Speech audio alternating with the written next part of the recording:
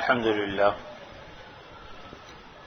لله نحمده ونستعينه ونستغفره ونؤمن به ونتوكل عليه ونعوذ بالله من شرور أنفسنا ومن سيئات أعمالنا من يهده الله فلا مضل له ومن يضلل فلا هادي له وأشهد أن لا إله إلا الله وحده لا شريك له وأشهد أن سيدنا وسندنا ونبينا ومولانا محمدا عبده ورسوله صلى الله تعالى عليه وعلى آله وأصحابه وبارك وسلم تسليما كثيرا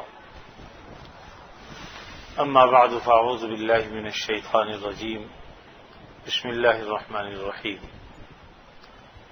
الحمد لله رب العالمين الرحمن الرحيم مالك يوم الدين إياك نعبد وإياك نستعين اهدنا الصراط المستقيم صراط الذين أنعمت عليهم غير المغضوب عليهم ولا الضالين آمين صدق اللہ العظیم. حاضرین محترم، اس وقت سورہ فاتحہ کی میں نے تلاوت کی ہے. یہ وہ مبارک سورت ہے جو ہم نماز کی ہر رکعت میں پڑھتے ہیں. سنتیں پڑھ رہے ہوں، فرض پڑھ رہے ہوں، واجب ادا کر رہے ہوں، یا نوافل پڑھ رہے ہوں یا مستحبات ہوں، سورہ فاتحہ کی تلاوت ہم کرتے ہیں. اور یہ بڑی عظیم الشان سورت ہے جو 7 مرتبہ نازل ہوئی. اس سورت کا نام سورہ شفا بھی ہے. نبی کریم صلی اللہ علیہ وسلم کا ارشاد گرامی ہے جس کا حاصل و خلاصہ یہ ہے کہ سورہ فاتحہ میں شفا ہے سوائے موت کے، یعنی ہر بیماری کے لیے یہ شفا ہے. اگر اس بیماری میں اللہ نے موت نہیں لکھی تو انشاءاللہ اس سورہ فاتحہ کے پڑھنے سے اللہ تعالی شفا عطا فرما دیں گے. یہ سب باتیں یقین کامل کے ساتھ ہوتی ہیں. کامل یقین ہو تو اس کے ثمرات بھی سامنے آتے ہیں، نتائج بھی سامنے آتے ہیں. اور اگر بے یقینی کے ساتھ یا ڈاماڈول قسم کا عقیدہ ہے اس کے ساتھ آدمی پڑھتا ہے تو پھر اس کے نتائج بھی مرتب نہیں ہوتے. دوائی کو اگر آپ اس نیت سے کھائیں گے کہ یہ فائدہ دے گی تو انشاءاللہ فائدہ ہوگا، لیکن اگر دوائی کھاتے ہوئے آدمی کے اندر وہ اعتماد نہیں ہے جو ہونا چاہیے اس دوائی کے بارے میں تو اس سے فائدہ بھی نہیں پہنچتا. تو بہرحال یہ سورہ فاتحہ ہم پڑھتے ہیں لیکن عموماً اس کے مفہوم کو، معانی کو یا اس پر ہم غور نہیں کرتے. اللہ تعالیٰ نے تو پورے قرآن مجید کے لیے فرمایا کہ افلا یتدبرون القرآن، کیا تم قرآن مجید میں تدبر نہیں کرتے؟ اور وہ لوگ جو نہیں کرتے ان کے لیے فرمایا کہ افلا یتدبرون القرآن ام علی قلوب اقفالها، کیا یہ لوگ قرآن مجید میں تدبر نہیں کرتے یا ان کے قلوب پر تالے لگا دیے گئے کہ بات اترتی نہیں ہے دل میں؟ اس لیے قرآن مجید تو اصل میں ہے ہی اس لیے کہ ہم اس کے الفاظ کو بھی صحیح طریقے پر پڑھیں، تلاوت کریں، اس کے معنی کو بھی سمجھیں اور اس کے مفاہیم کو بھی ہم صحیح طریقے پر سمجھیں، تفسیر اس کی ہم دیکھیں تاکہ ہمیں پتہ چلے کہ اللہ تعالیٰ ہم سے کیا چاہتے ہیں. یہ کتاب جو اللہ تعالیٰ نے نازل فرمائی ہے کس لیے نازل کی ہے اور اللہ تعالیٰ کس بات کا تقاضا کرتے ہیں ہم سے. دنیا میں کوئی نئی چیز آتی ہے، فریج ہے، اے سی ہے، دوسری چیزیں ہیں، جب آپ لیتے ہیں ساتھ میں ایک کتابچہ آپ کو ملتا ہے جس میں ہدایات لکھی ہوتی ہیں کہ اس کو آپ کس طریقے سے استعمال کریں تو زیادہ سے زیادہ یہ چیز آپ کو فائدہ پہنچائے گی. اس کے مطابق اگر آپ عمل کرتے ہیں تو یقیناً اس سے فائدہ ہوتا ہے. اسی طریقے سے اللہ تعالیٰ نے جب ہمیں دنیا میں بھیجا ہے تو ہمارے لیے صرف کتاب ہی نہیں بلکہ مربی کو بھی بھیجا ہے ساتھ میں، نبی بھی ساتھ میں اتارے ہیں، اللہ نے نازل فرمائے ہیں. تو یوں سمجھ لیجئے کہ کتاب بھی ہے، کتاب اللہ بھی اور رجال اللہ بھی، دونوں چیزیں اللہ نے نازل فرمائی. کتاب اللہ کو رجال اللہ سے سمجھو اور پھر اس پر عمل کرنے کی کوشش کرو. تو بہرحال ہم سورہ فاتحہ پڑھتے ہیں اور اس کی ابتدا ہوتی ہے الحمدللہ رب العالمین. یہ تو کل 7 آیتیں، تمام تعریفیں اللہ کے لیے ہیں جو رب العالمین ہیں، سارے عالموں کا پالنے والا ہے، جہانوں کے پالنے والا ہے. تو یہ بڑی عجیب و غریب آیت ہے. دیکھیے دنیا میں جس چیز کی بھی تعریف ہوتی ہے اصل میں وہ تعریف اس کے بنانے والے کی ہوتی ہے. آپ جب کسی بلڈنگ کی تعریف کرتے ہیں، عمارت کی تعریف کرتے ہیں، تو اصل میں اس بلڈنگ کی تعریف نہیں ہے، بلکہ تعریف اس معمار کی ہے جس نے یہ بلڈنگ ڈیزائن کی، جس نے یہ بنائی اتنے خوبصورت انداز میں اور جس طریقے سے اس نے. تو تعریف اصل میں کی جاتی ہے کیونکہ جب آدمی کہتا ہے بلڈنگ بہت اچھی ہے، تو اصل میں تعریف اس کی ہے کہ بنانے والے نے اسے بہت اچھا بنایا ہے. تو حقیقت یہ ہے کہ دنیا تو اللہ تعالیٰ ہی نے پیدا کی، اللہ ہی نے بنائی ہے. تو اس لیے ہم جب تعریف کرتے ہیں تو وہ تعریف حقیقت میں اللہ تعالیٰ کی تعریف ہوتی ہے. کسی انسان کی تعریف کریں کہ آپ بہت خوبصورت ہیں، تو یہ خوبصورتی کس نے دی ہے؟ حسن و جمال کس نے دیا ہے؟ سم و بصر کی طاقتیں کس نے رکھی ہیں؟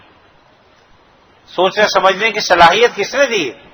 تو یقیناً وہ اللہ رب العزت کی ذات ہے. تو ہم جب کسی کی تعریف کرتے ہیں تو حقیقت میں وہ تعریف اللہ رب العزت کی ہوتی ہے. تو الحمدللہ رب العالمین جب ہم کہتے ہیں تو اس سے یہ بات سمجھ میں آ جاتی ہے. اور یہ بڑی عجیب و غریب آیت ہے کہ اس میں دعویٰ بھی ہے، دلیل بھی ہے. دعویٰ یہ ہے کہ الحمدللہ تمام تعریفیں اللہ کے لیے ہیں، یہ دعویٰ ہے. اور کیوں ہے؟ وہ رب العالمین سارے عالم کو اس نے پیدا کیا ہے. اب جو پیدا کرنے والا ہے، بنانے والا ہے، تو یقیناً تعریف کے لائق بھی وہی ہوگا. تو اس لیے اس آیت میں دعویٰ مع دلیل کے ہے. الحمدللہ یہ دعویٰ ہے، رب العالمین یہ اس کی دلیل. اس سے یہ بھی پتہ چل گیا کہ جہان ایک نہیں ہے، عالمین جمع ہے عالم کی، کہ بے شمار عالم ہے. بعض نے تو فرمایا کہ 18,000 عالم ہے دنیا. اب ویسے دیکھیں تو انسانوں کا ایک عالم، جنات کا ایک الگ عالم، آسمانوں کا الگ عالم، زمینوں کا الگ عالم، پہاڑوں کا الگ عالم، سمندروں کا الگ عالم. اب کس پہاڑ میں کیا کیا چیزیں ہیں موجود اللہ تعالیٰ جانتے ہیں، لیکن ایک عالم تو ہے، ایک سلسلہ ہے پہاڑی کی، یہاں سے پہاڑی سلسلہ شروع ہوتا ہے اور میلوں پھیلا ہوا چلا جاتا ہے. اب اس میں کیا کیا خزانے اللہ نے پوشیدہ رکھے ہیں اور اس میں کیا کیا اللہ کی مخلوق ہیں، سمندر کے اندر کتنی مخلوقات ہیں، یہ سب اللہ تعالیٰ جانتے ہیں. آسمانوں میں فرشتے ہیں، کس قسم کے فرشتے ہیں، ان کی کتنی تعداد ہے، پورا عالم ہے. دنیا بھی ایک عالم، اس میں جانوروں کا الگ عالم ہے، پرندوں کا الگ عالم ہے، حشرات الارض کا الگ عالم ہے. تو یہ سارے جہان ہیں جس کا ذکر اللہ نے مختصر طور پر فرما دیا کہ الحمدللہ رب العالمین، کہ تمام عالموں کا وہ رب ہے. تو آدمی جب قرآن مجید پڑھتا ہے یا نماز پڑھتا ہے تو ذرا اس میں غور و فکر کر لے کہ تمام تعریفوں کے لائق اللہ کی ذات ہے، اور وہ اللہ جو تمام جہانوں کا پالنے والا ہے. دیکھیے رب اصل میں اسی ذات کو کہتے ہیں جو تربیت کرنے والا ہے، اور ہر چیز کو کی تربیت اللہ تعالیٰ الگ الگ شان سے کرتے ہیں. اللہ تعالیٰ انسانوں کو پالتے ہیں، ہمیں تو بظاہر بچہ بڑا ہوتا ہوا نظر نہیں آتا، لیکن جب وہ سال بعد کوئی دیکھتا ہے، 2 سال بعد دیکھتا ہے تو کہتا ہے ماشاءاللہ بڑا ہو گیا. لیکن ہمارے جن کے ہاتھوں میں پل رہا ہے انہیں وہ بڑا ہوتا ہوا نظر نہیں آتا. کس سے انداز سے اور کس رفتار سے دھیرے دھیرے اللہ تعالیٰ اس کو پیدا کرتا ہے. اور دیکھیے جس میں جتنی محنت ہوتی ہے اتنا ہی کرامت بھی ہوتا ہے. مرغی کا بچہ پیدا ہوتا ہے، انڈے سے نکلا اور نکلتے کھانا پینا شروع کر دیتا ہے، لیکن انسان کا بچہ جو ہے وہ فوراً شروع نہیں کرتا. یہ اللہ تعالیٰ کی طرف سے کہ بطخ کا بچہ وہ تیرنا پیدائشی تیراک ہوتا ہے. ادھر انڈے سے نکلا، اس کے بعد تھوڑی دیر بعد اس کو تیراؤ، اب تیرنا شروع کر دے گا. تو تیرنا سیکھا بھائی، اللہ نے اس کو سکھا دیا. لیکن انسان کے بچے پر بڑی محنت کرنی پڑتی ہے. وہ کسی بزرگ نے کہا، بلکہ بڑے بوڑھے کہا کرتے تھے کہ 8 سال گالے تو 1 لال پالے. یعنی 8 سال انسان گلاتا ہے تب جا کے 1 لال پلتا ہے، ورنہ بچپن میں بچے آج نزلہ ہو گیا، آج زکام ہو گیا، آج کھانسی ہو گئی، آج بخار ہو گیا، آج یہ تکلیف ہے، آج وہ تکلیف ہے، پتہ نہیں کیوں رو رہا ہے، صبح سے اداس ہے، مرجھایا ہوا ہے. ماں باپ کو بڑی فکر ہوتی ہے، بیچاروں دیکھتے رہتے ہیں. اور اس سے ہمیں اندازہ لگانا چاہیے کہ ہمارے ماں باپ نے ہمیں کتنی محنتوں سے پالا. جب اپنے بچے ہوتے ہیں تو پتہ چلتا ہے کہ آج ہمیں یہ محنتیں کرنی پڑ رہی ہیں، یہی محنتیں ہمارے ماں باپ نے ہمارے ساتھ کی اور ان کے ماں باپ نے ان کے ساتھ کی. اسی طریقے سے چلا آ رہا ہے دنیا کا پورا معاملہ. تو بہرحال یہاں ایک اشکال پیدا ہوتا ہے کہ بھئی تمام تعریفوں کے لائق اللہ تعالیٰ ہیں، کیوں ہیں؟ کہ رب العالمین ہے. تو جب اللہ تعالیٰ رب العالمین ہے، سب چیزوں کو پیدا کرنے والا وہ ہے، تو جس طرح اللہ تعالیٰ قابل تعریف چیزوں کا خالق ہے، تو ایسی چیزیں جو ہمارے لیے تکلیف کا ذریعہ بنتی ہیں، پریشانیوں کا ذریعہ بنتی ہیں، وہ بھی اس کے خالق میں تو اللہ تعالیٰ ہی ہے۔ کبھی ہمیں دکھ ہے، کبھی پریشانی ہے، کبھی کچھ ہے، کبھی کچھ ہے، تو بظاہر تو یہ ہمارے لیے اس میں تعریف کا پہلو کہاں سے نکل آیا؟ تو بھائی بات یہ ہے کہ ہماری عقل محدود ہے، ہماری سمجھ محدود ہے، سوچ محدود ہے۔ اللہ تعالیٰ رب العالمین ہے، کہیں کسی کو جو تکلیف پہنچتی ہے تو وہ تکلیف وہ پہنچانا مقصد نہیں ہوتا، اس کی وجہ سے اس میں کچھ حکمتیں ہوتی ہیں۔ کوئی بھی تکلیف، فعل الحکیم لا یخلو عن الحکمہ، حکیم کا کوئی فعل حکمت سے خالی نہیں ہوتا، یہ ایک مقولہ ہے اور یہ حقیقت بھی ہے۔ آج یہ صبح فجر کے بعد میں نے حضرت شاہ عبد الغنی پھول پوری رحمۃ اللہ علیہ کا ایک واقعہ بیان کیا۔ حضرت تشریف لے جا رہے تھے ریل گاڑی میں، اور آپ کے ساتھ ایک دیہاتی آدمی تھا، بیچارہ وہ بھی سفر کر رہا تھا۔ اس کے پاس، اب آپ سمجھ سکتے ہیں کہ پہلے زمانے میں لوگوں کے پاس جو سامان ہوتا تھا، غربت ہوتی تھی بہت زیادہ، اور بہت زیادہ یہ ہوا کہ کپڑوں کی پٹلیاں باندھی، اسی میں کپڑے بھی ہیں، اس میں کھانا بھی ہے، اسی کے اندر جو کاغذات بھی ہیں، ساری چیزیں، اور اس کے ساتھ ایک لوٹا بھی بندھا ہوا ہوتا تھا کہ بھئی کام آئے گا چلو راستے میں۔ تو یہ اس طرح سے سفر ہوتا تھا۔ تو بیچارہ دیہاتی آدمی تھا، اس کے پاس ایک پٹلیا تھی، اس میں اس کے کاغذات وغیرہ بھی تھا، کہیں مقدمہ تھا، تو دہلی آ رہا تھا وہ، اپنی عدالت کی پیشی تھی اس کی غالباً، اور اسی پٹلیا میں اس نے ایک لوٹا بھی باندھ رکھا تھا۔ اللہ کی شان یہ کہ اس کا لوٹا لے گیا۔ اب بیچارے کو صبح جب وہ اٹھا دیکھا تو لوٹا غائب، بڑا پریشان۔ کسی نے پوچھا کہ ایک لوٹے کی وجہ سے پریشان؟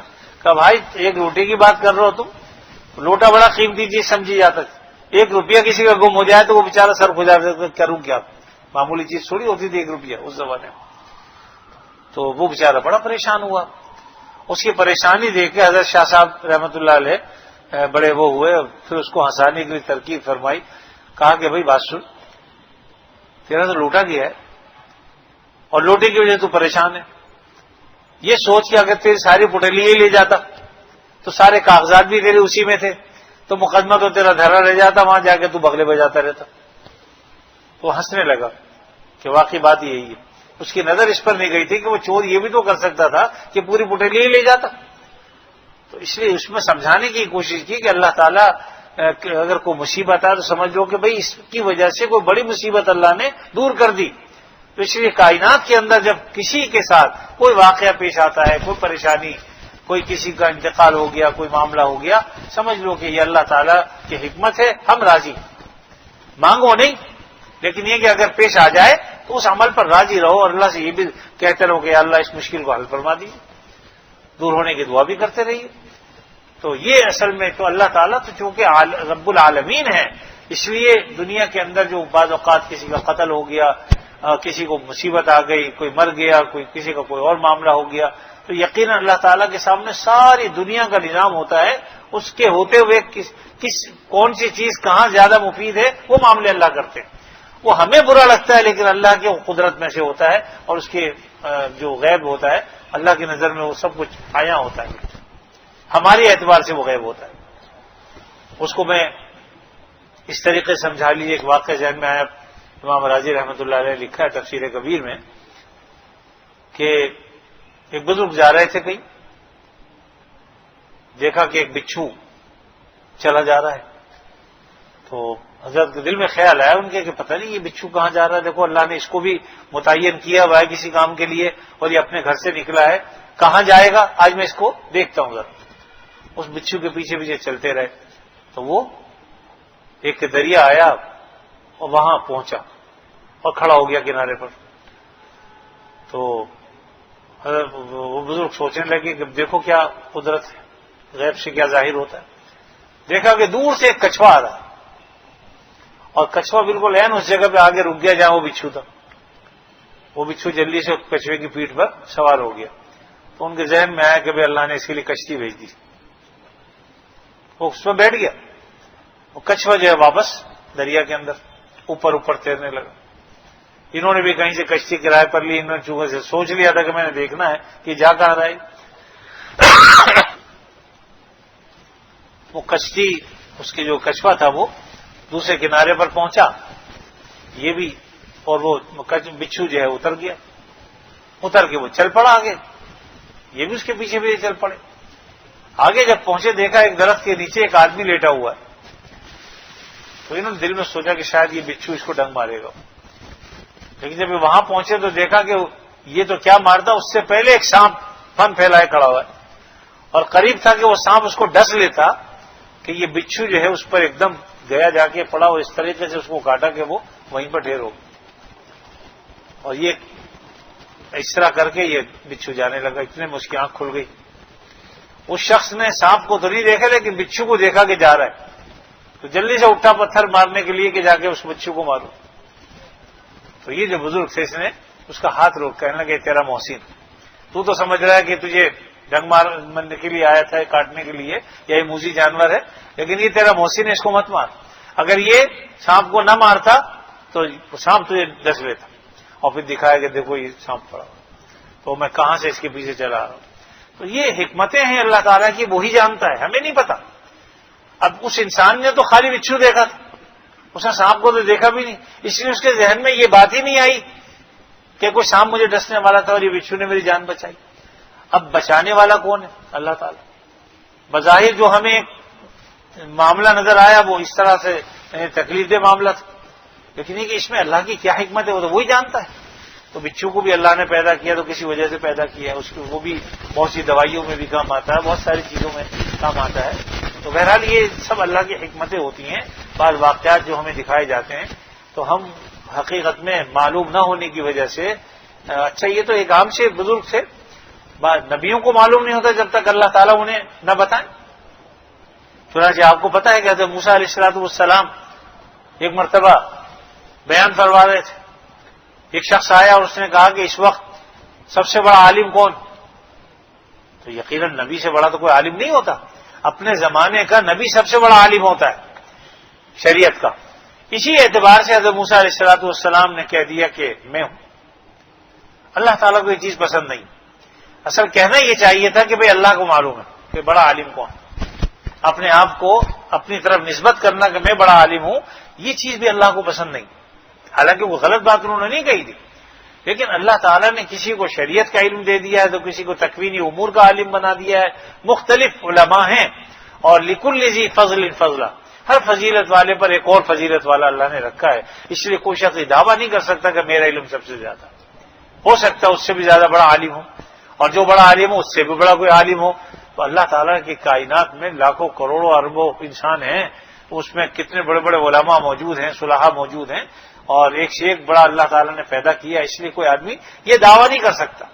تو بہرحال موسیٰ علیہ السلام کی زبان سے یہ بات نکل گئی تو اللہ نے کہا کہ موسیٰ، ہم نے ایک شخص ہے وہ تم سے بھی زیادہ علم رکھتا ہے، لازمی بات ہے کہ اس کا علم کسی اور اعتبار سے تھا، حضرت موسیٰ علیہ السلام کا علم کسی اور اعتبار سے تھا، جس اعتبار سے ان کا علم تھا اس اعتبار سے حضرت موسیٰ علیہ السلام کا علم نہیں تھا، اور جس اعتبار سے موسیٰ علیہ السلام کا علم تھا، سب سے زیادہ بڑے عالم تھے، ان کا علم نہیں تھا، وہ تکوینی امور کے ماہر تھے، اور وہ تھے حضرت خضر علیہ السلام۔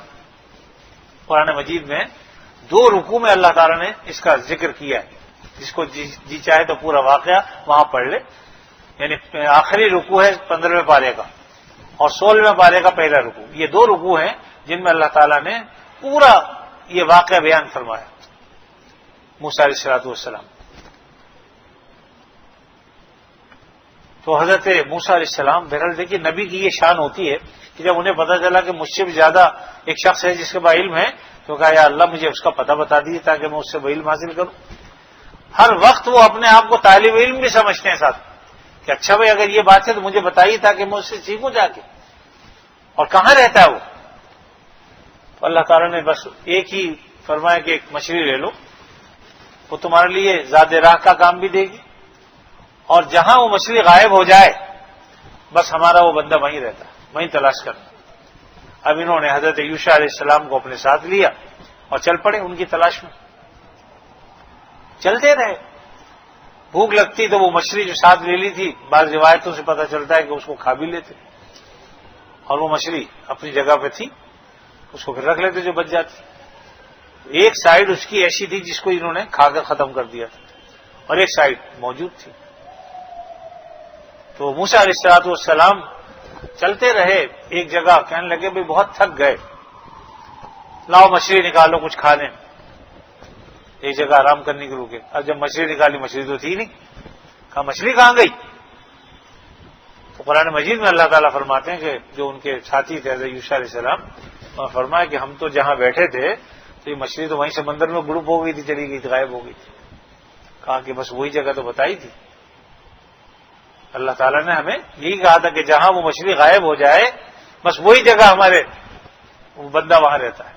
تو حضرت یوشع علیہ السلام یہ بات بتانا بھول گئے ان کو کہ بھئی وہ مچھلی تو وہاں غائب ہو گئی، چنانچہ فرتدہ واپس لوٹے دونوں کے دونوں، اور وہاں پر پہنچے جہاں وہ مچھلی غائب ہوئی تھی۔ دیکھا کہ وہاں ایک صاحب چادر اوڑھ کے لیٹے ہوئے۔ حضرت موسیٰ علیہ السلام نے سلام کیا، انہوں نے جواب دیا، اور پھر بہرحال بات چیت ہوئی اور بتایا کہ میں اس لیے حاضر ہوا ہوں کہ تمہارے ساتھ رہوں، اللہ نے تمہیں جو علم دیا ہے تاکہ وہ علم میں حاصل کروں۔ انہوں نے کہا کہ دیکھو اللہ نے جو مجھے علم دیا ہے، ایک شرط ہے کہ تم بولو گے نہیں، سوال نہیں کرو گے، اور مجھے یہ پتا ہے کہ تم صبر نہیں کر سکو گے۔ کہا کہ نہیں، میں انشاءاللہ کوشش کروں گا آپ کے ساتھ کہ آپ سے سوال نہ کروں۔ کہا ٹھیک ہے چلو، فانطلقا، چل پڑے۔ ایک جگہ کشتی کنارے پر آ کر لگی اور ان کو دریا پار کرنا تھا۔ فانطلقا حتی اذا رکبا فی السفینہ، قرآن مجید کہتا ہے کہ دونوں کے دونوں سوار ہو گئے کشتی میں۔ جہاں انہوں نے جانا تھا جب وہ منزل آنے لگی تو انہوں نے کوئی چیز اٹھائی، ہتھیار، کوئی کدال یا کوئی ہتھوڑا وغیرہ، اور ان کا جو تختہ تھا کشتی کا وہ تختہ نکال دیا۔ اور موسیٰ علیہ السلام نبی تھے، صاحب شریعت، فوراً کہنے لگے کہ ارے اللہ کے بندے، اس نے ہمیں اپنی کشتی میں سوار کیا، ہم سے اجرت بھی نہیں لی اس نے، اور تم نے اس کی کشتی کو ناقص کر دیا۔ کہا کہ میں نے نہیں کہا تھا کہ تم چپ نہیں رہو گے، صبر نہیں کر سکتے۔ کہا کہ اچھا چلو میں آئندہ کوشش کروں گا اب نہ بولوں۔ فانطلقا، پھر چلے، یہاں تک کہ انہیں ایک نابالغ بچہ ملا۔ حتی اذا لقیا غلاما فقتلہ، ایک لڑکے کو انہوں نے دیکھا تو حضرت خضر علیہ السلام نے اس کی گردن اڑا دی، قتل کر دی۔ قال اقتلت نفسا زکیۃ بغیر، کیا تم نے بغیر کسی جرم کے اس کو قتل کر دیا بچے کو؟ تم نے بہت برا کام کیا۔ قال الم اقل لك انك لن تستطيع معي صبرا، میں نے نہیں کہا تھا کہ تم صبر نہیں کر سکتے؟ تو موسیٰ علیہ السلام نے کہا کہ ٹھیک ہے میں بھول گیا، لیکن اب آئندہ اگر میں کوئی سوال کروں تو پھر بے شک مجھے اپنے ساتھ مت رکھنا۔ پھر چل پڑے۔ فانطلقا، یہاں تک کہ ایک بستی میں داخل ہوئے، وہاں کے لوگوں سے انہوں نے چاہا کہ ہماری وہ مہمانی کریں تو انہوں نے انکار کر دیا کہ ہم مہمانی تو نہیں کر سکتے تو حضرت موسیٰ علیہ السلام نے دیکھا کہ وہاں پر ایک دیوار تھی جو گری ہوئی تھی۔ حضرت خضر علیہ السلام نے یہ کیا کہ اس دیوار کو بنانا شروع کر دیا اور دیوار بنا دی، کھڑی کر دی۔ حضرت موسیٰ علیہ السلام خاموش نہیں رہ سکے، کہا کہ یہ عجیب لوگ ہیں، یہاں پر ہم تھے مسافر، اصل میں چاہیے تھا ان کو ہماری مہمانی کرتے، انہوں نے وہ بھی نہیں کی، ہم نے ان سے کہا بھی کہ ہم مسافر ہیں، اور آپ نے ان کے ایک گھر کا جو دیوار گری ہوئی تھی بغیر کسی اجرت کے وہ تعمیر کر دی، آپ چاہتے تو اجرت بھی لے سکتے تھے ان سے، تو ہمارا کچھ گزر بسر ہو جاتا اس سے۔ تو انہوں نے کہا کہ بس ھذا فراق بینی و بینک سأنبئک بتأویل ما لم تستطع علیہ صبرا، یہ بس وقت فراق آ گیا، اب اس سے آگے میں اور آپ نہیں چل سکتے۔ سأنبئک، البتہ میں تمہیں خبر دوں گا جو واقعات پیش آئے، بتأویل ما لم تستطع، جن چیزوں پر تم قدرت نہیں رکھ سکے خاموش رہنے کی اور چپ نہ رہے، اب میں تمہیں بتاتا ہوں اس میں اللہ کی کیا حکمت ہے۔ اب یہ اصل میں یہ بات میں نے اس لیے عرض کی کہ دیکھیں رب العالمین ہے نا اللہ تعالیٰ، کتنے واقعات دنیا میں ہوتے ہیں، ہمارے علم میں اس کی حکمتیں مصلحتیں نہیں ہوتی، لیکن اللہ کے علم میں پورے عالم ہے چونکہ، اس لیے وہ ہر ایک چیز کی حکمت کو جانتا ہے۔